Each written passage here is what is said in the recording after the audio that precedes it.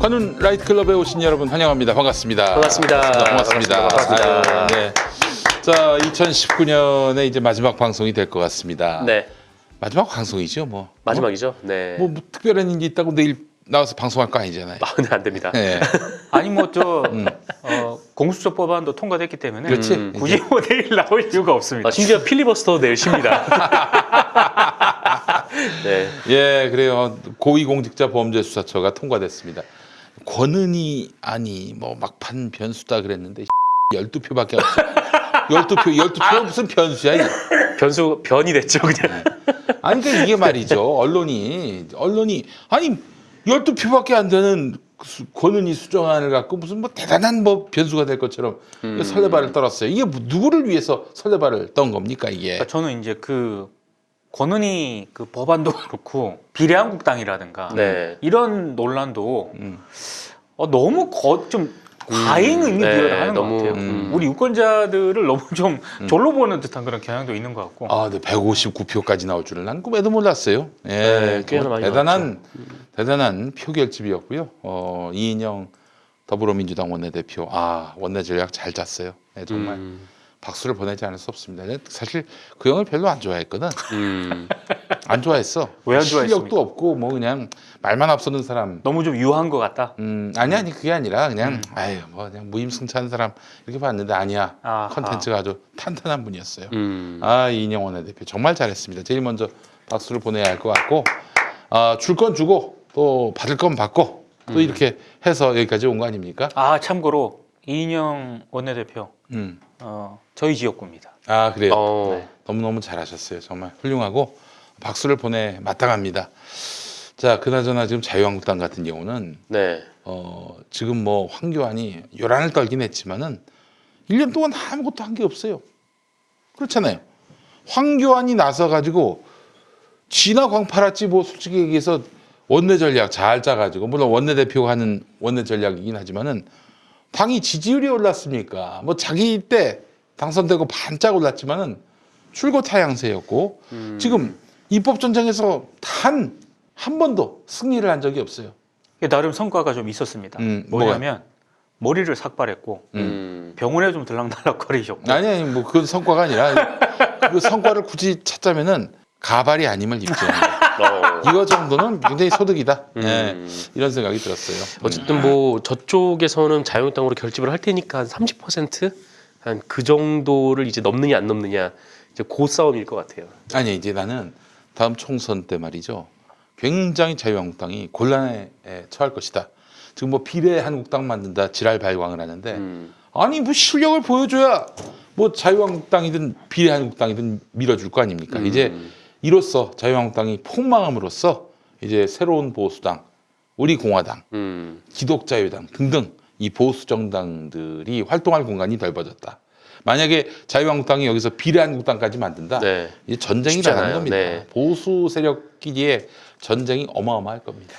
저는 좀 처음부터 저는 비례한국당을 만든다고 했을 때 이게 보수의 분화를 더 촉진시킬 거라고 봤거든요. 그럼 총선에서 이거는 필패. 근데 이걸 갖다가 언론들이 뭐 엄청나게 그쪽으로 표를 막 몰아줄 것처럼 막 쓰더라고.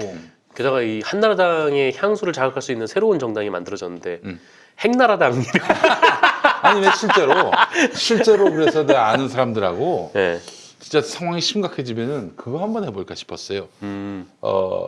자유 흰국당, 지유한국당, 자유한극당 해가지고 헷갈리게 비례한국당.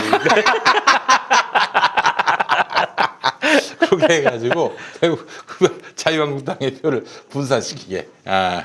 그건 어떨까? 비리한국당 어떻습니까? 비리한국당. 비례한국당. 예, 그래요. 하여간 오늘 그 고위공직자범죄수사처가 이제 아주 너끈하게 159석으로 통과가 됐습니다. 네. 수고 많이 했고 올해 그래도 유종의 미를 거뒀어요. 1년 내내 그냥 더불어민주당에게 악재가 많았는데 유종의 미를 거두는 연말이 아닌가 그래서 싶습니다. 또 이 추미애 장관 후보자도 뭐 그렇다 이렇다 할 게 좀 없더라고요. 그래서 이 내년에 이 검찰권 남용에 대한 이 대대적인 반격해가 되지 않을까. 그렇죠. 사실 그래서 이제 돌이켜 보면은 조국 전 법무부 장관의 사신성인도 있었지만은 우리 윤석열 검찰총장이 국민들로 하여금 검찰 개혁이 왜 필요한지를 온몸으로 보여준 그런 지난 몇 개월이 아니었나 생각이 들고 고맙더라고요. 네. 공로상 줘야 됩니까? 응? 공로상? 공로상 무슨 공로상? 공로 벌을 줘야지. 천인 공로상. 천인 공로상. 좋아요. 아유 좋습니다. 천인 공로상을 저희가 드리도록 하겠습니다. 자 그래요. 이런 즐거운 날에는 꼬막 무침을 먹어야 됩니다. 갑자기. 왜 갑자기 턴을 해? 예. 자, 얌 테이블에 꼬막 무침 여러분. 아유, 세상에 이 흰밥과 어떤 앙상블을 이룰까? 또 여기 또 이게 좀 뭐가 있습니까? 이거 참기름. 참기름까지. 아이고, 세상에. 지금부터 먹기 전에 자, 일단 광고부터 해야지. 광고부터. 네. 바로 아유, 듣는. 사람들이 너무 지금 먹는 거에 혈안이 돼 있어요. 이렇게 맛난 반찬이 있었나 싶네요. 그렇죠. 갓 지은 밥에 올려 먹다가 결국 손바닥을 긁었다니. 네, 그래요. 꼬막 손질 깨끗하게 해서 맛나게 무치고 배달까지 해주는 엄마표 반찬이다. 엄마표가 아니라 얌테이블표 꼬막 무침이 되겠습니다. 네. 자, 또 다른 후기입니다. 2통 사서 벌써 다 먹어가지고 다시 6통 주문합니다. 6통. 한 통으로 2인 비벼 먹으면 넉넉하지만 3인도 가능할 것 같습니다. 저 없을 때 애들이 알아서 챙겨 먹을 수 있어서 더 편한 것 같아요. 자, 만들려면 엄청 수고스럽고 양념도 이렇게 맛있게 만들 자신이 없는데 저 같은 직장맘에게는 딱입니다. 네, 많이 파세요라고 하셨습니다. 자, 요즘 뭐 꼬막 비빔밥이 정말 인기입니다. 네. TV 프로그램에서 꼬막 비빔밥이 소개된 바 있고요. 최근 많이 보이는 땡땡 식당의 대표 메뉴가 바로 꼬막 비빔밥이기도 합니다. 거기도 그렇고 맛있습니다. 네. 그렇습니다. 그래서 문제는 가격입니다. 직접 꼬막을 사다가 손질하고 양념장을 만들어서 먹으면 가장 저렴하겠지만 그 과정이 너무 수고스럽습니다. 땡땡 식당에서 사 먹는 방법도 있지만 1인분에 10,000원도 훨씬 넘는 가격이 맞아요. 부담스럽습니다. 하지만 김용민닷컴의 꼬막 무침은 200g 8,000원입니다. 8,900원입니다. 아하. 예, 200g이면 보통 2인분 가능합니다. 배송된 꼬막 무침을 조리할 필요도 없이 바로 밥에 비벼 먹으면 세상에서 가장 완벽하고 저렴한 꼬막 비빔밥이 완성됩니다. 현대백화점에서 완판된 100% 국내산 새꼬막을 수제 양념으로 맛나게 무친 그래요. 수제 양념이다 보니까 먹다 보면 가끔씩 손톱이 나오긴 합니다. 예, 그러나 네. 여러분 수제니까 이해를 해주셔야지. 근데 족타 같은 거 안 해서 다행입니다. 이런 농담입니다. 아직 네네. 장갑을 끼고 하죠. 그렇습니다. 농담이었습니다. 자, 여러분 아주 맛나게 무친 얌테이블 꼬막 무침 2종을 김용민닷컴에서 압도적 최저가 가장 저렴한 가격에 만나보시기 바랍니다. 밥도둑 중에 밥도둑을 만나볼 수가 있습니다. 꼬막 무침 200g 8,900원, 불꼬막 무침도 있어요. 이것도 200g 8,900원. 꼬막 무침 200g에다가 불꼬막 무침 200g 합치면은 한 17,000원 네, 넘고 17,800원인데 원래. 그러나 16,900원에 모십니다. 네. 네, 그래요. 자, 여러분 꼬막 무침 많은 사랑 부탁드리겠습니다. 아이고 먹어보겠습니다. 되게 익숙한 비주얼의 양념장. 아이고 네. 여러분이 꼬막 옛날에- 좋아하세요? 네, 저 진짜 좋아요. 너무 네. 좋아요. 그죠. 네. 네. 옛날에 꼬막을 또 이제 좀 싱싱한 거 안 하면은 또 좀 많이 좀 부담스러운데 오늘 어떤지 한번 먹어보겠습니다. 극과 극이에요, 사실은. 그쵸. 옛날에 이제 어머님들이 꼬막을 하나하나 다 삶으셔가지고 이 까셔서 이 양념장을 올리고 그렇게 해서 그 반찬을 내놓으셨는데 네. 정말 되게 번거롭거든요, 그게. 아이고, 어이구야. 아이고 세상에 새콤한. 자, 여러분. 이거 봐, 냄새. 이거 봐. 네. 너무 좋아요. 우와, 그냥 한가득이네 한가득. 자, 여기 밥에 올려놓고 이렇게. 아이고 세상에. 아유 세상에. 반 정도만 해도 충분히 비율 먹으면 하겠는데. 글쎄 말이야. 자, 이제 여기 또 참기름을 또 넣어줘야지. 근데 밥을 많이 주셨네요. 밥을 많이 줬어요? 네. 우리 저 엄미애 씨가 준 거 아닙니까? 엄미애 씨. 여러분 엄미애 씨가 헤어졌다는 굿뉴스가 많은 분들을 지금 아주 공수처 통과에 못지않은 그런 낭보 네. 아니에요, 낭보. 아유 그래, 세상에 먹어보겠습니다. 자 이제 아우.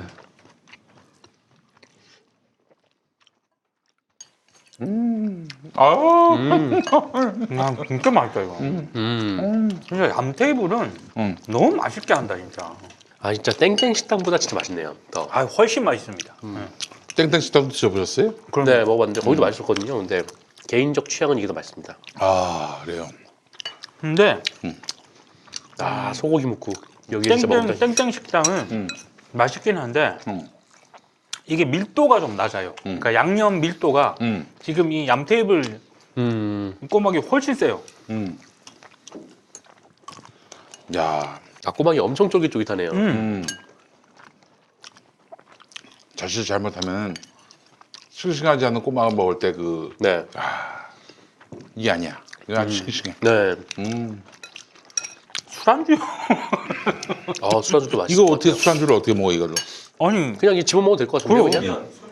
맞아요. 소면. 아 소면. 아 이거 진짜 맛있겠네요. 아유 진짜 소면하고 먹으면 죽이겠다. 너무 맛있습니다. 아유. 아무것도 없이 그냥 여기 비빔만 먹어도 진짜 맛있네요. 아 어떤 분께서 김 싸 먹어도 맛있겠다고. 김 맛있습니다. 아. 그나저나 손석경은 어떻게 된 거야? 나는 잠깐 본인이 그만 쉬려고 관둔 건 줄 알았더니 네. 잘린 거 돼 보니까. 뭐 어쨌든 회사에서 얘기를 먼저 들었다라고 그건 이제 본인도 그러니까. 밝혔죠. 선택은 본인의 선택이지만 어쨌든 앵커 하차 논의가 오래전부터 있어 왔다는 그러니까 건 이제 확인이 된 거죠. 손석희 지지율이 시청률이 떨어지니까 이제 말하자면 기다렸던 거야 이 사람들이. 아예 그럼 그렇지. 중앙일보가 뭐 어떤 동네인데, 응? 안 그래요? 그렇죠. 이제 토사구팽이야. 석희 형님은 이제 잘릴 일만 남았어. 걔네들이 그 대표이사로 가만두겠어? 그러니까 올 한 해 JTBC랑 뭐 홍석현, 중앙일보 저희가 얘기를 많이 했잖아요. 그 얘기할 때 몇 가지 이제 포인트가 있었는데 보도부문 사장에서 대표이사로 흔히 말해서 승진을 했죠. 근데 승진을 했을 때 좀 우려되는 측면을 얘기를 했잖아요. 왜냐하면 보도부문 사장은 보도를 전반적으로 컨트롤을 하는데 대표이사를 같이 이제 앵커를 하면서 대표이사를 하게 되면 경영 전반 쪽으로 비중을 더 확대를 할 수밖에 없거든요. 근데 그나마 이제 그게 앵커 자리를 같이 겸직을 하고 있었기 때문에 그래서 이제 회의에도 참석하고 본인의 발언권도 있는 거고 이런 거였는데 지금 앵커 자리를 내려놓고 그냥 대표이사만 하게 되면 이거는 회의도 못 들어가요. 그러니까 정말로 그렇죠. 경영만 해야 되는 거죠.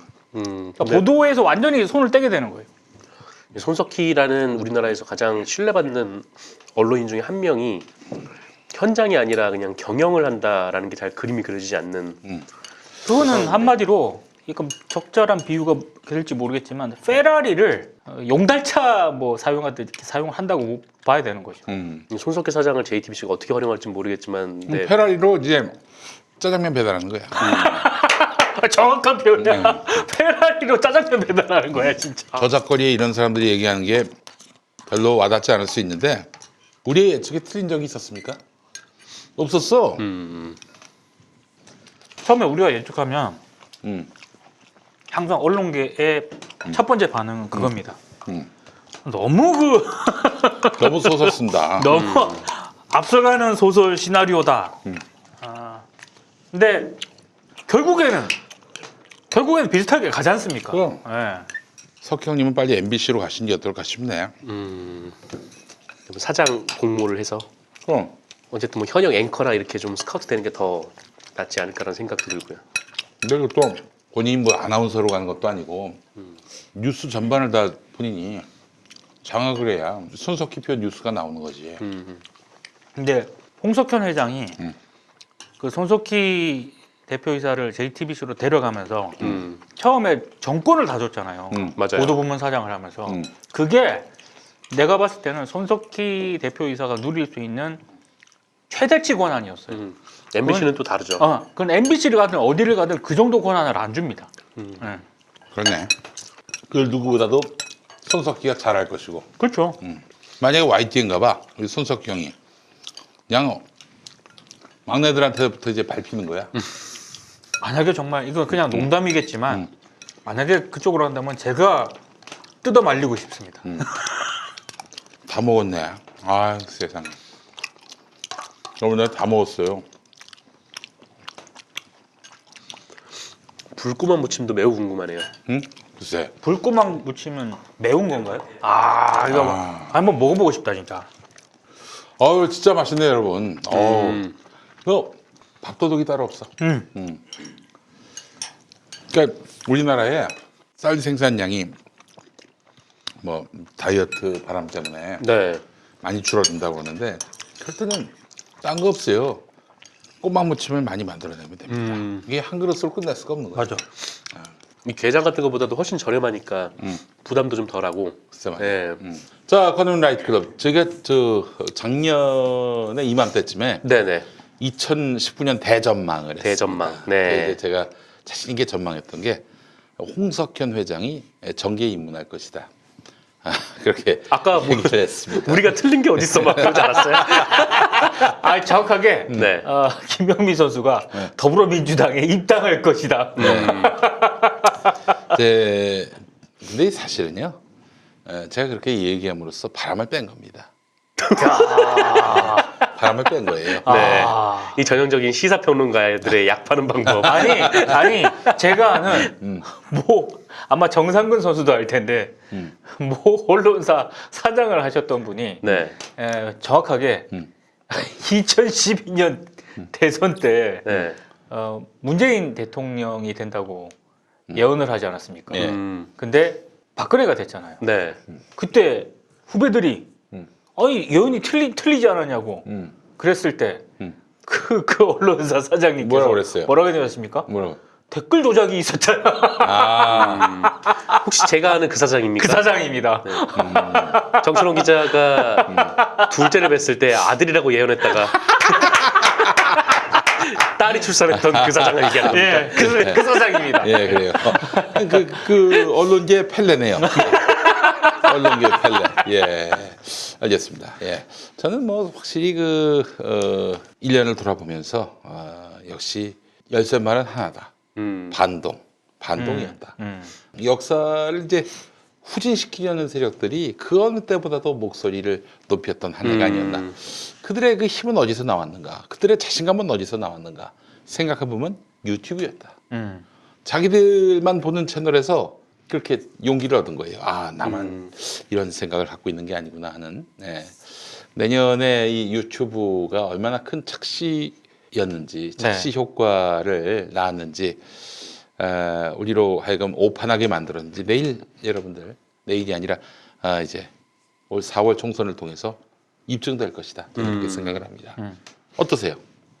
그렇죠. 자, 그래서 올해 저희가 또 이제 2020년 한 해의 그 전망을 한번 해보도록 하겠습니다. 네. 그리고 이제 여러분 1년 후에 이 방송 이것저것 다 기록을 하셨다가 네네. 잘 맞췄는지 못 맞췄는지 또 한번 점검해 주시면 좋겠다. 네, 여러분 기억하셔야 됩니다. 제가 저기 홍석현 씨의 민주당 입당을 막았습니다. 그렇군요. 예. 네. 여러분 그 분명히 인정해 주셔야 됩니다. 네.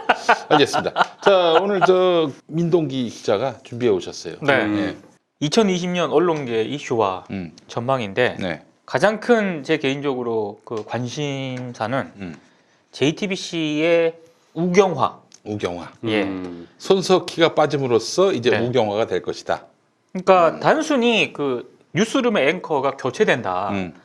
여기에 끝나는 게 아니고요. 보도의 어떤 그 JTBC 보도의 상징성, 구심점 이게 사라진다는 그런 얘기거든요. 그렇지. 그러면 그 손석희 아까도 밥 먹을 때 저희가 얘기했지만 손석희 지금 대표이사가 앵커에서 하차하게 되면 보도에 관여할 수 있는 역할, 개입할 수 있는 게 전혀 없습니다. 그러면 흔히 말해서 JTBC가 그나마 스탠스를 견지해왔던 삼성을 좀 비판을 강하게 하지 않았습니까? 이런 것도 굉장히 약화될 가능성이 아니 많고요. 그 JTBC에서 저기 손석희 말고 누가 삼성을 비판합니까? 그렇죠. 쉽지 않죠. 그러니까 저는 그 손석희 앵커의 하차와 관련해서 뭐 손석희 대표이사는 자기의 결정이다 이런 점을 강조를 하고 있는데 저는 그 포지션에서 그렇게 얘기할 수밖에 없다고 봐요. 뭐라고 얘기하겠어요? 홍석현, 홍정도가 뭐 밀어붙였다 이렇게 얘기하겠어요? 그렇게 얘기할 수는 없는 거고 자기가 선택이다. 그리고 이제 앞으로 자기는 뭐 올드 미디어를 대표하는 그런 언론이기 때문에 이제 뭐 뉴미디어 쪽으로 넘겨줘야 한다. 저는 그렇게 얘기할 수밖에 없는 상황은 있지만 결국에는 손석희 대표이사의 앵커 교체는 중앙일보 보수파하고 중앙그룹 내에서 중앙일보 보수파하고 손석희 대표이사 간의 일종의 파워 게임에서 결국에는 홍석현, 홍정도가 중앙일보 보수파 손을 이제는 들어준 것이다. 그러면 앞으로 JTBC 젊은 기자들이 지금 반발을 하고 있지만 사주가 있는 회사입니다. 그 사주가 있는 회사에서 JTBC 기자들의 반발이라고 하는 게 제가 봤을 때는 너무나도 한계가 명확할 수밖에 없거든요. 그러면은 4월 총선을 거치고 이렇게 되면은 급격하게 JTBC가 그냥 종편 그 채널 가운데 원어브댐으로 갈 수밖에 없는 상황이지 않는가. 네. 네, 여러분 그 저기 볼장 다 봤어요. JTBC는 끝났습니다. 예, 제가 이렇게 단정적으로 얘기하는 게 부담스럽거나 혹은 뭐 좀 너무 나가는 거 아닌가 이렇게 생각하실지 모르겠지만 될성 싶은 나무는 떡잎부터 알아본다고. 될성 싶은 떡잎인가? 나무. 될성 싶은 떡잎은 나무부터 알아본다. 네. 아까 거. 바뀌었어요. 네. 알겠습니다. 그 이미 JTBC는 끝났어요. 예. 우리 석희 형님은 이제 뭐 거기 더 오래 계실 이유도 없고 본인이 언론사를 차리면 또 모르겠다. 나 이 정말 황망한 언론 환경에서 구시대 시스템의 산물인 언론사를 만든다는 것은 무리한 일입니다. 이제 언론사는 망했어요, 여러분. 사양산업이에요. 사양산업이에요. 예. 일개인이 미디어가 되는 세상이지. 뭔 방송 만든다고 그 저기 기자 뽑고 뭐 또 그렇게 해서 시스템 도입하고 뭐 이거 무리한 일입니다. 지금 뭐 보도국에 있는 사람들이 손석희와 함께 하겠습니까? 홍정도와 함께 하겠습니까? 말 다 했어요. 이거는 뭐 다 설명할 것도 없고 수구 보수 언론 쪽에 이 오너들의 그 욕망을 누구보다도 잘하는 제가 모르겠습니까? 끝났어요. 석희 형님 끝났어요. 이제 뭐 빨리 스스로 이제 그만두시고 새로운 길을 찾으시는 게 어떨까? 차라리 MBC 사장 공모로 가셔가지고 그렇게 해서 나머지 또 언론인으로서의 여생을 불태우시면 어떻겠는가 하는 생각도 들고 그러네요. 예. 김호준이 몇 달 전에 얘기했습니다. 손석희 귀한 줄 알아야 된다고. 네. 귀하게 대접을 안 한 거예요. 예, 끝났어요. 자, 뭐 그렇게 정리합시다. 네. 예, 우경화로 갈 것이고요. 이제 다시 토끼한테 인터뷰하는 그런 세상이 올 거라고 저는 믿어 의심치 않습니다. 내년 이맘때 예, 혹시 두 분이 앉아서 예. JTBC의 우경화를 막았다라고 얘기하는 거 예. 그럴 수도 있어요. 예, 그럴 수도 있어요. 아니 그러면 우리가 막은 거야. 우리가 막은 거야. 와, 방송 쉽네. 방송 쉬워. 우리 손 안에 있어요. 우리 손 안에. 자, 다음은 제가 꼽은 2020년 언론계 이슈 두 번째는 시민 저널리즘과 흔히 말하는 레거시 미디어가 전면전 대립 갈등으로 나타날 가능성이 있습니다. 뭐 말이 좀 어려운데 그럼 무슨 대표적으로 대표적으로 사례를 든다면 지금 출입처 폐지 논란이 있지 않습니까? 이거 같은 경우에는 KBS가 지금 엄경철 보도국장이 하겠다라고 했잖아요. 네. 근데 제가 계속 들리는 얘기는 KBS 내부의 반발이 적지 않아요. 적지 않죠. 이거 제대로 안 될 가능성이 많습니다. 그러니까 설사 론칭을 한다 하더라도 뭔가 변화를 좀 시도를 한다 하더라도 기대했던 만큼 현격한 변화를 선보이기가 어려울 겁니다. 그래요. 예. 특히 이제 총선을 거치면서 시민들은 주류 언론들의 어떤 그 과거로부터의 관행, 출입처 문제를 포함해서 뭐 계속 검찰 받아쓰기 이런 거 계속 될 거라고 보거든요. 그런 문제로부터 개혁을 지속적으로 요구를 할 테고 제가 예상하기로는 기존 언론의 종사자들, 레거시 미디어 종사자들은 이런 시민들의 요구에 더 반발할 겁니다. 기자단 개혁을 요구를 하는데 지금 기자단 소속 기자들이 그 요구를 어느 정도 수용을 할까요? 저는 반발할 가능성이 많다고 봐요. 법조기자단 보세요. 안 하지 않습니까? 네. 그러니까 이런 부분들이 결국에는 기존의 레거시 미디어와 주류 언론 종사자들이 수용을 해야 일정 부분 수용하면서 변화의 모습을 보여야 이 갈등이 어느 정도 접점이 찾아진다고 저는 보거든요. 근데 수용을 안 할 겁니다. 그러면 전면전으로 대립이 될 수밖에 없는 거고요. 제가 조금 우려하는 거는 이렇게 됐을 때 4월 총선 뭐 결과가 어떻게 나올지는 모르겠습니다만 결국에는 총선 전후로 해가지고 유튜브에 대한 이 견제가 흔히 말하는 보수 언론과 진보 언론 양쪽에서 진행될 가능성이 있을 수도 있어요. 왜냐하면 지금 흔히 말하는 진보 언론을 비롯해서 조중동 모두 진보 수구 유튜브 채널의 이니셔티브를 저는 일정 정도 뺏겼다고 이 선수들이 판단을 하고 있을 것 같아요. 그러면 총선을 거치면서 뭐 유튜브 편향 논란이라든가 이런 게 더 공론화가 될 거거든요. 그러면 유튜브에 대한 어떤 그 견제, 보도 이런 게 흔히 말하는 진보 보수 언론 구분 없이 레거시 미디어 전체가 아마 뭐 저는 유튜브 저널리즘이라고 하지 않고 시민 저널리즘이라고 하는데 그 시민 저널리즘과 유튜브에 대한 굉장히 강력한 견제에 들어갈 수도 있다. 이렇게 되면은 그럼 그 견제를 한다고 해서 여기 김용민 TV라든가 혹은 시민들이 주로 많이 보는 유튜브 채널 거기 뉴스 수용자들이 그걸 뭐 견제한다고 해서 그걸 수용을 하겠어요? 저는 결국에는 전면전으로 갈 거고 아마 2020년은 이 갈등이 굉장히 극단적으로 드러날 가능성이 높습니다. 그 제가 아는 어떤 분이 있는데 이런 PP 계열, 그러니까 PP라는 것은 뭐 케이블, 위성, IPTV 이쪽 컨텐츠 제작 분야에 있어서 달인에 속하는 분인데 그분한테 이제 이야기를 해. 제 꿈이 뭐냐면은 좀 올드 미디어긴 하지만은 기독교 텔레비전 방송을 한번 제대로 만들어 보고 싶은.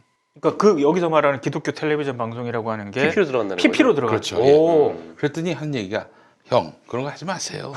얘기하더라 나한테. 그거 뭐 합니까? 다 끝났어요. 끝났어. 이 바닥은 다 끝났어요. 음. 케이블은 다 끝났어요. 그러니까 유튜브로 그냥 가세요. 유튜브가 답입니다. 다 끝났어요. 모든 길은 다 유튜브로 통하게 돼 있습니다. 이런 얘기 하더라고. 이렇게 되면은 어떻게 되냐?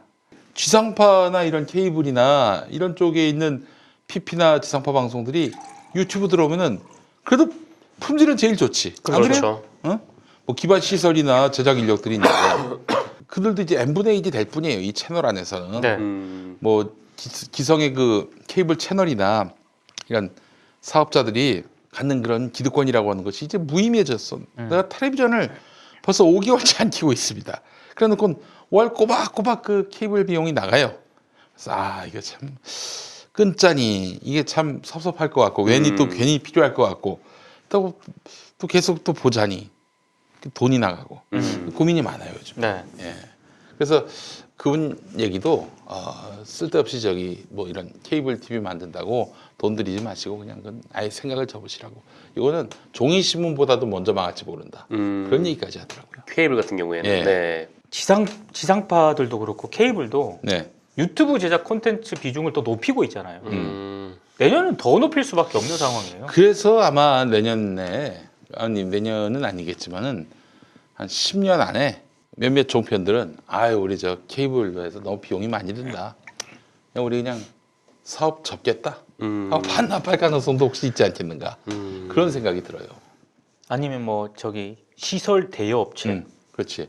장비 이제 대여 업체. 나는 차라리 뉴스 전문 채널 같은 경우는 생존할 가능성이 크고 많지만 네. 그렇죠. 종편 방송 같은 경우는 도리어 사업권을 반납할 가능성도 있지 않겠는가. 뭐 영업 능력이 좋아진다고 하지만은 그거 아니거든. 그 비용에 비해서 효과가 점점 축소돼 가고 있어요. 예. 이게 정말 그 최근에 이 광고 관련된 통계를 쭉 봐도 이 그 케이블 PP 같은 경우에도 이게 한 2018년에는 잠깐만요. 100만 원, 1000만 원 하고 싶어. 한 1조 7천억 정도가 됐거든요. 광고 전체 시장이. 근데 올해는 좀 떨어져서 한 1조 6천억 정도로 떨어졌고 한 내년쯤에는 그 1조 6천억대 초반 정도로 더 내려갈 거라고. 그러니까 예상치가 이렇게 별로 좋지는 않더라고요. 근데 이제 여기에 비해서 또 지상파를 보면은 지상파는 더 떨어질 가능성이 네, 더 급격하게 떨어질 가능성이 있고 유일하게 이제 올라가는 게 이제 온라인 광고. 네, 온라인이 이른바 지금 대세라고 좀 볼 수 있는 그런 상황입니다. 이제 지상파나 케이블 같은 기성 레거시 방송들 같은 경우에는 그 수가 적으니까 거기 광고 자본이 많이 몰린다면은 네. 그들이 가져가는 그 퍼센테이지가 굉장히 커요. 그렇죠. 그러나 인터넷 포털 광고라고 하면 워낙 시장이 많고 또 뛰어든 컨텐츠 프로바이더들이 많기 때문에 네. 광고 수익이 굉장히 아주 세분화돼 가지고 잘게 썰려서 나뉘어지기 때문에 뭐 그렇게 크게 그 혜택을 보는 사람들이 많잖아요. 예. 그래서 하여간 내년 국면에서는 이제 지상파 케이블이 유튜브하고 골든 크로스를 하는. 네. 우리로 봐서는 골든 크로스지. 저쪽에서 보면은 레드 크로스고. 예. 그러니까 그렇죠. 우리 입장에서 제가 봤을 때도 이게 골든 크로스가 형성될 가능성이 높은 게 2020년인데 그 때문에라도 흔히 말하는 제가 아까 얘기한 심의 저널리즘과 레거시 미디어가 전면전할 가능성이 많아요. 왜냐하면 생존의 문제거든요. 근데 생존의 문제인데 레거시 미디어는 기득권을 놓을 생각을 아직도 안 할 거라고요. 내년도 그렇지. 마찬가지고. 네. 그래 하여튼 내년은 정말 유튜브하고 기성 방송들이 아주 변곡점을 만날 것이다. 이런 생각이 듭니다. 네. 자, 다음 또 예측 뭐예요? 세 번째는 진보 언론의 위기가 더 가속화될 것이다. 그렇지. 예. 진보 언론이라고 하는 건 뭐 신문밖에 더 있어요? 경향 한겨레를 딱 찍어서 얘기하는 건데요. 네. 흔히 말하는 이제 문재인 정부도 집권 후반기로 넘어가지 않습니까? 이렇게 되면은 언론들이 속성이 기업 광고라든가 이런 쪽으로 좀 많이 몰리더라고요. 정권 후반기로 넘어가게 되면은. 근데 보수 언론이라든가 경제지 이런 쪽은 기업 협찬하고 광고 받고 흔히 말해서 기사 딜하고 이런 거에 있어서 분위기라든가 종사자들의 내적 갈등이 상대적으로 덜합니다. 기브앤테이크 문화에 익숙해 있거든요. 근데 지금 경향신문 사태에서 보면 알겠지만 이 진보 언론은 이런 내용이 한번 불거질 때마다 회사가 흔들리잖아요. 네, 지금 용납을 경향신문 못하죠. 사장, 편집국장, 광고국장이 지금 날아갔잖아요. 그러니까 이 정도로 굉장히 흔들리거든요. 그러니까 경영진의 보폭이 점점 그 진보 언론은 협소할 수밖에 없는 거고요. 그러면 뭔가 새로운 수익 모델을 찾아 나서야 되는데 굉장히 안타깝게도 경향도 그렇고 한겨레도 그렇고 그런 새로운 수익 모델을 고민을 진전을 못 시킨 거죠. 그러니까 뉴스 수용자들과 제 생각에는 결국에는 이 뉴스 수용자들 앞서 얘기한 시민 저널리즘에 굉장히 좀 그쪽으로 가 있는 분들하고 적극적으로 소통을 해서 그래서 새로운 독자층도 만들고 이 구독층으로 연결을 시키고 이런 부분에 있어서 굉장히 많은 지금보다 더 적극적으로 고민을 해야 되는 시기라고 보거든요. 오히려 늦었다라고 보는데 여전히 그 진보 언론마저 경향 한겨레마저 새로운 수익 모델을 창출하는 대한 고민은 굉장히 더디고 여전히 기업이라든가 그 과거의 그 수익 창출 모델 그 수익 구조 모델에서 자유롭지 않거든요. 아니 그 수익 모델이니 뭐니 이런 거 다 떠나서 일단 구성원들이 싸가지가 있어야 됩니다. 어? 여전히 계속 독자들을 가르치려 들고 말이죠. 그 머리 위에 군림하려 들면 누가 그 컨텐츠 봅니까? 그러니까, 그렇잖아요. 그렇죠. 그 자세가 바뀌지 않으면 안 돼요. 여러분 한겨레 TV가 말이죠. 뉴욕 타임스 또 파파이스 이 건으로 꽤 많은 독자들을 모았잖아요. 그때 많이 모았죠. 지금 현재 30만 2천인데요. 김용민 TV가 30만 7천입니다. 추월했어요. 김용민 TV가 어떻게 받아들일까? 한겨레가 아니 무슨 뭐 김용민 TV가 훨씬 뭐 우월하고 압도적인 컨텐츠다 이렇게 말하는 건 절대 아니고요. 한겨레보다도 내가 더 유명하다 이런 얘기도 아니고 네. 다만 지금 유튜브가 대세인 세상에서 한겨레가 고립돼 가고 있어요. 네. 이런 부분에 대해서 문제의식을 가져야지. 그 사실은 그 30만 구독자도 그 상당 부분은 김어준이 만들어준 거 아닙니까? 그렇잖아요. 김어준은 독립해서 다스베이다로 지금 딴지 방송국이 60만이 넘어갔는데 언제처럼 그렇게 김어준 그렇게 이용해 먹고 뒤에 가서 막 칼럼으로 씹어대고 그러니까 뭐 또 그 외부 기고자의 그 칼럼 아니냐고 그래. 웃길 노릇인 거지. 아니 외부 기고자의 칼럼은 어쩔 수 없이 실어줍니까? 자기들이 나름의 어떤 편집 방향 없이 그렇게 실어주나? 아주 사납게 씹습니까? 전날 그렇게 열심히 한겨레 TV에서 파파이스 녹화를 해놓고 그 이튿날 아침 신문에 김어준을 씹어대요. 이거는 의리가 없고 싸가지가 없고 일단 기본적으로 인간성이 결여돼 있는 겁니다. 싸가지가 기본적으로 없는데 말이죠. 뭐 어떻게 독자들 보고 우리 신문 봐달라는 말을 할 수 있겠어요? 그러니까 저는 좀 안타깝게 생각을 하는 게 이게 콘텐츠를 잘 만들면 그 뉴스 수용자들과 독자들, 시청자들이 막 응원해주고 지지해주고 이럴 것이다라고 생각을 하잖아요. 맞아요. 콘텐츠를 일단 잘 만들어야 되고 재밌게 만들어야 되고 의미도 있어야 되고요. 그건 기본인데 그것만 하면 안 되는 시대가 됐습니다. 그러니까 저는 그런 어떤 그 사고방식을 빨리 좀 바꿨으면 좋겠는데 그 컨텐츠를 가지고 이거를 소비하고 받아들이는 수용자들이 분명히 있거든요. 어떤 식으로 적극적으로 소통을 할 것인가. 이 과정에서, 이 소통하는 과정에서 새로운 독자층과 구독자가 창출이 되는 거거든요. 이를테면 뭐 출입처 문제에 지금 국민청원까지 올라가지 않았습니까? 그러면 이거를 저는 선도적으로 논의를 진전을 시켜야 될 그 주체 중에 하나가 경향 한겨레라고 생각을 해요, 저는. 그 기자들끼리 모아가지고 자, 우리 이거 어떻게 할 것인가 해서 법조 기자다 모아가지고 이렇게 해봤자 소용없고요. 그러니까 우리끼리 소통, 우리끼리 뭐 해결 방식, 뭐 구성원들이 모여가지고 해봤자 저는 소용없어요. 그러니까 차라리 독자들을 이게 모여가지고 공개 토론을 하든가 아예 그냥 유튜브 틀어놓고 그냥 난상 토론을 진짜 해버리든가 이런 식의 소통 방법을 통해서 뭔가 이 뉴스 수용자들과 이 레거시 미디어 종사자들 간의 이 간극이 해소되지 않는다면 보수 언론이나 경제지들은 결국에는 그들도 한국 언론의 신뢰도가 추락하는 것과 함께 결국에는 나중에 위기를 맞이하겠지만 더 오래 버틴다니까. 왜냐? 이미 기업들하고 이런 기득권들하고 네트워크가 형성이 돼 있어요. 근데 경향 한겨레는 안 그렇잖아요. 결국에는 기댈 언덕이라고 하는 게 시민들, 뉴스 수용자들밖에 없는데 그들과의 소통과 그들의 비판, 그들의 문제의식을 너무 좀 소극적으로 바라보고 있다. 예, 이게 굉장히 우려된다. 방금 들어온 소식입니다. 네. 자유한국당이 의원직 총사퇴를 하기로 했다고 합니다. 아, 진짜? 예, 이거 저 수리해 주시기 바라겠습니다. 이거 무슨 일이 벌어지느냐? 아니 뭐 20대 총선 20대 국회 다 끝났는데. 다 끝났는데 뭘 지금? 아니야. 지금 사표를 수리해 버리면 무슨 일이 벌어지느냐? 기호. 기호의 문제도 있고요. 네. 아니 기호의 문제도 아니지. 의원직 사퇴 기호? 그 기호 기호 그러면 2번이 아닐 수도 있죠. 기호 문제도 기호 2번이 있죠. 바른미래당이 되겠네. 그렇지. 응? 의원직 사퇴하면 의원이 없는 거 아니에요. 네. 예. 그렇기도 하고 또 이제 내년 1월, 2월, 3월, 4월 또 절반 정도 저 국회의원들이 이제 총선 출마를 할 거란 말이죠. 네. 보좌진들이 정말 발바닥에 그 뭐라고 하죠 이게 지문이라고 하나 뭐라고 그러나 지문 발바닥에 지문이 있어요? 발바닥이 닳도록 네. 뛰어다녀야 되잖아. 네, 그렇죠. 월급을 못 줍니다. 아, 그렇죠. 세비를 못 줘요. 그러네. 예, 아주 좋습니다. 여러분 그렇기 때문에 이거 저 바로 수리를 하셨으면 좋겠습니다. 보좌진 없이 요즘 저 작년에 지방선거에서 네. 자유한국당 폭망했잖아요. 네.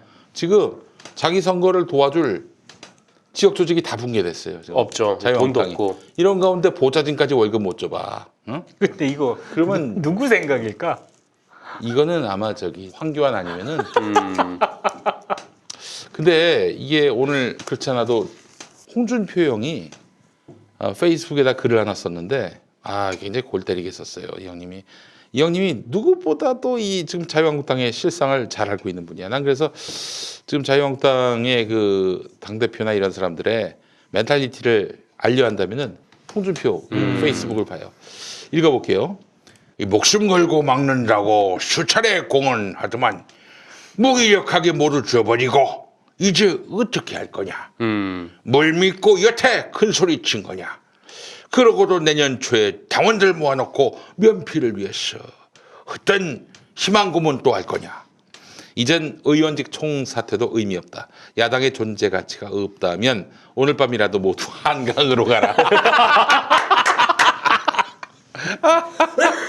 야당의 존재 가치가 없다면 오늘 밤이라도 모두 한강으로 가거라.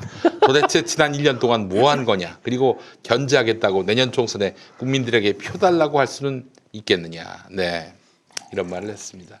한강으로 가야지 뭐. 방법이 없어요. 예, 꼭 수리하시기 바라겠습니다. 정말 우리 16대 국회에서 자유한국당 없이 한번 좀 마지막을 대미를 좀 장식할 수 있도록 해주시기 바라겠습니다. 아니 자유한국당 없어도 보수 정당 많아요. 그 이제 이렇게 핵나라당이 드디어. 이게 사표를 내면 바로 수리가 되는 게 아니라 의원들이 또 표결을 합니다. 네. 맞아요. 표결을 해서 다수표가 나오면은 수리가 돼요. 근데 더불어민주당이 그러진 않겠지. 무리수를 두는 거고 하니까 그냥 뭐 적당히 달랠 가능성이 있는데 저는 한번 더불어민주당이 이런 낡은 정치 한번 쐐기를 한번 박아보겠다 해서 자기들이 사표를 냈으니까 수리해버리는 거예요, 조용히. 그러면 그러기에 이제 더불어민주당이 여론의 역풍을 맞을 가능성이 있으니까 일단 이 사표 수리 안건을 올려놓고 필리버스터를 하는 겁니다. 필리버스터. 하면 안 된다. 자유한국당 돌아와라라고 한 뒤에 이틀 후에 국회를 해서라도 임시국회를 다시 열어서 표결에 붙이는 거죠. 바로, 그렇죠. 예. 네, 무기명으로. 네. 무기명으로 알겠습니다. 예, 그래요. 하여튼 뭐 이렇게 됐습니다. 자, 또 다음 2020년 전망. 네 번째, 자 흔들리는 지상파. 특히 이제 MBC 사장이 누가 될 것인가 이거 굉장히 중요합니다. 저는 MBC 사장 같은 경우는 누가 되느냐도 중요한데 사장이 어떤 방식으로 선출되느냐 이것도 굉장히 중요하다고 봐요. 그러니까 박문진 이사들이 여전히 선출하는 그런 방식으로 뽑을 것인가 그게 아니라 시민들의 의사가 반영될 수 있는 그런 어떤 그런 통로를 통해서 MBC 사장이 선출이 될 것인가 이게 굉장히 달라질 수 있다고 보는 거고요. 그렇게 되면은 만약에 뭐 박문진 이사가 새로 뽑는다 이렇게 되면은 MBC에 큰 변화를 기대하기는 어려울 것 같고. 저도 후자라고 봅니다. 네. 뭐 국민투표 무슨 국민투표야 전혀 불가능한 얘기고 그렇게 기득권을 쉽게 내려놓을 박문진이 아니에요. 예. 그래서, 예, 박문진 이사들이 어떻게 이 문제를 처리할 것인가 굉장히 중요한 포인트가 될 것 같고요. 그리고 KBS 같은 경우에는 전 내부 갈등이 올해보다는 내년에 더 심할 것이다. 표면화될 가능성이 많은 것 같습니다.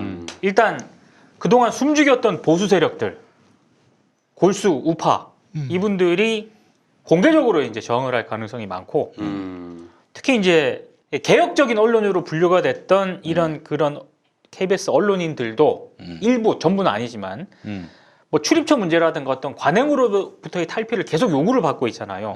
이런 거에 있어서 선뜻 동의를 안 할 가능성이 많거든요. 그럼 그들이 묘하게 또 맞물릴 가능성이 있습니다. 이렇게 되면은 지금 뭐 양승동 사장이라든가 현 경영진 소수 개혁파들이 이거 뚫고 나가기가 생각보다는 쉽지 않을 것이다. 요것도 하나의 포인트라고 보고요. SBS는 뭐 더 이상 언급하지 않겠습니다. 여기는 굉장히 우려가 된다. 요 정도로 정리가 됩니다. 이제 지상파 같은 경우도 이게 참 KBS의 영향력과 신뢰도가 다시 정상을 회복해서 정상이 됐어요. 그렇죠. 최정상이 올랐어요. 그 이따가 그 얘기 하실 네, 거죠? 네. 예, 그 얘기를 또 할 때 말하겠지만은 네. 정말 이 지상파 방송 같은 경우에는 좌표를 지금 잘 잡아야 돼요. 맞습니다. 내년 진짜 중요해요. 내년이 중요해요. 그렇지 않으면은 지상파가 규모는 큰데 시청자는 없고 네. 점점 그 영향력은 감퇴되고 존폐의 기로에 서게 될 가능성이 높다고 보는데 근데 저는 공영방송 정도는 살아남지 않겠는가. 민간방송은 굉장히 취약하다. 네. 특히 SBS를 비롯한 민간방송 같은 경우에는 삐끗하면은 무너지기 쉽겠다. 지금이야 뭐 예능이나 드라마 사실 2000년대만 하더라도 지상파가 도저히 누군가의 추월을 허용하지 않을 것이다라고 생각했던 이유가 드라마 예능 때문이었어요. 그렇죠. 그 제작비를 어떻게 다른 뭐 종편이나 이런 케이블에서 흉내낼 수 있겠어요. 그러니까 TVN에서 하는 것도 뭐 거의 뭐 이제 말하자면 실험 드라마 같이 그렇죠. 응답하라 시리즈. 근데 요즘에는 추월해 버렸잖아요. 네. TVN이. 과거에는 시스템적으로 장치 산업으로서 지상파 방송이 절대적 우위에 놓였다면은 이제는 아이디어로 승부하는 시대이기 때문에 사실 촬영 장비 얼마나 단출해졌습니까? 그렇죠. 그리고 또 그래서 사실 김용민 TV가 내년에 총선 끝나고 나서 드라마를 이제 만들려고 계획을 하고 있습니다. 초저예산 드라마. 네. 예, 그렇게 해서 한번 도전을 한번 해보려고. 거기 응답하라 실험 정신을 한번 좀 차용을 해서 유튜브 드라마를 한번. 감독 김용민입니까? 이제 대본을 이제 내가 쓰고. 아. 예. 그렇게 해서 하여튼 여러분들께 재밌는 드라마를 한번 선사해 볼까 하는 계획을 세워놓고 있어요. 그러니까 지상파가 이렇게 해서 규모는 큰데 몸집은 큰데 다이나믹함이 떨어지고 실험 정신이 추락하면은 요즘 뭐 지상파 드라마들이 만드는 것마다 히트치지 않잖아요. 그렇죠. 그런 것도 있었어? 파묻혀 버리는 경우도 많고요. 그렇기 때문에 이제 과거와 같은 그 지상파의 힘 그리고 어떤 경쟁력 이런 것들이 뭐 과거와는 많이 달라질 것이다. 이렇게 생각이 드는 거예요. 왜? 엄미애 씨가 여주인공이냐고 물어보는데. 엄미애 씨가 엄미애 씨를 예. 아니 제가 본 거는 응답하라 같은 좀 실험 정신을 하신다고 하지 않았습니까? 네. 어떤 분께서 제목을 지으셨는데 네. 응가하라 KBS. 아유 지저분한 인간 같으라고. 김부선 씨를 주연으로 하고 누구요? 극본 공지영 주연 김부선. 네. 그래요. 자 마지막으로 MBN TV조선 채널 A의 운명. 그렇지. 지금 정확하게 말하면요, MBN 방송 면허는 내년 11월 30일까지입니다. 근데 아마 방통위가 그 전에 한 10월쯤에 심사위 꾸려가지고요, 재승인 여부를 그때부터 이제 결정을 할 거예요. 근데 MBN 같은 경우에는 굉장히 지금 불안불안하거든요. 그래서 MBN이 어떻게 될 것인지 요거 굉장히 관심 포인트고, TV조선하고 채널A는 내년 그 방송 면허 기간이 4월 21일까지예요. 상반기거든요. 총선 그 시점하고 맞물려 있는데, 근데 TV조선과 채널A까지 뭐 강하게 압박을 하기에는 방통위가 굉장히 부담스럽긴 하거든요. 근데 그냥 넘어갈 수도 없는 그런 상황인 거죠. 왜냐하면 TV조선하고 채널A에 대해서도 분명히 여러 가지 의혹이 제기가 됐기 때문에, 한겨레가 왜 그때 보도한 거에 대해서 TV조선이 강력하게 막 네, 법적 대응한다고 쓰면서. 했잖아요. 이게 지금 이게 방송 면허 제어가 기간이 걸려 있기 때문이거든요. 이게 계속 이슈가 되면은 굉장히 자기네 입장에서는 지금 논란이 좀 제기됐기 때문에. 뭐 저기 조금만 불리하면 그 뻥카를 쳐 뭐 소송을 한다고. 아니 지금 조선일보가 한겨레에 소송했어요? 아직 안 한 거 아니에요? 저도 그런 얘기를 들어보질 못했어. 뻥카만 치는 거야 그냥. 그러니까- 더 이상 우리에 대해서 뭐 하지 마라. 네. 뭐 지금 이런 거지 일종의. 지금 누구야 극동방송 쪽에서도 김용민이를 어떻게든 한번 소송을 해야 되나 말아야 되나 이런 논의가 있는 걸로 알고 있습니다. 그러면 뭐 김용민 TV 이제 더 이제 구독자 늘어. 아니 그러면 김정한 목사한테만 불리한 거예요. 한번 해보라고 그래. 무슨 일이 벌어지나. 그런 게 무서워가지고 그런 게 무서웠으면 옛날에 아예 김 목사에 대해서 한마디도 안 했지. 해주시기 바라겠습니다. 예. 그러니까- 제가 또 나름대로 준비한 게 많이 있습니다. 네. 예. TV조선하고 채널A는 4월쯤에 그 상반기에 아마 방통위가 어떤 식으로, 제가 봤을 때 뭐 조건부가 됐든 이런 식으로 좀 압박할 가능성이 있고, 나는 MBN은 날린다고 봐요. MBN은 굉장히 관심 있게 봐야 됩니다. 네, 내년 MBN은 11월. 날린다고 봐요. 네. 예. 그리고 오늘 경기 방송에 대해서 저희 지난번에 우리 경기 방송 노광준, 윤종화 두 분 모시고 이야기를 나눴는데, 네. 경기 방송에 대해서 조건부 제어가 났어요. 네. 뭐야 이게 하실 텐데 아주 치명적입니다. 핀셋 규제를 냈어요. 현준호 규제. 현준호를 경영에서 손떼게 하라. 경영에서 손떼게 하라. 즉시. 그러니까 만약에 즉시. 현준호 지금 전무이사잖아요. 이 사람이 경영에 남아 있으면은 맞아요. 얄짤없이 제어가 취소한다는 거예요. 그렇죠. 예, 이거 방통위가 사실은 내부 경론을 벌였습니다. 그래서 경기 방송은 아웃시켜야 된다 이런 의견이 중론이었는데, 네. 그래도 20년 동안 해온 방송이고 경기도민의 유일한 지상파 라디오인데 이건 날리면 안 된다. 다만 지금 문제가 되고 있는 뭐 사실 개인의 문제 아닙니까? 그렇죠. 현준호 개인. 네. 현준호만 날리는 걸로 해서 하는데, 현준호 안 날린다. 여전히 현준호가 이 지상파 전파 갖고 지멋대로 쓴다. 그러면 바로 아웃시키는 걸로. 그러니까 통상적으로 방통위가 조건부 제어가 뭐 TV조선 등의 조건부 제어가를 할 때는 그 조건이 그냥 형식적이었잖아요. 그랬죠. 근데 지금 경기 방송에 대해서 뭐 조건부 제어, 공정성을 높여라. 뭐 네. 이런 뭐 아주 네. 그냥 추상적이고 관념적인 얘기들. 근데 이거는 굉장히 구체적이에요. 현준호 날려라 이거야. 그리고 만약에 그 이행을 하지 않을 경우에는 조건부 제어가 기간이라도 날려버리겠다라고 지금 조건을 내걸었기 때문에 굉장히 강력한 조건입니다. 경기방송 입장에서는 굉장히 고민이 많을 겁니다. 이거. 네. 자, 그런 점을 여러분들 감안해 주시면요, 내년에 아마 방송은 예전 같지 않을 거예요. 방송이 갖는 사회적 위상도 많이 떨어지고. 예. 예.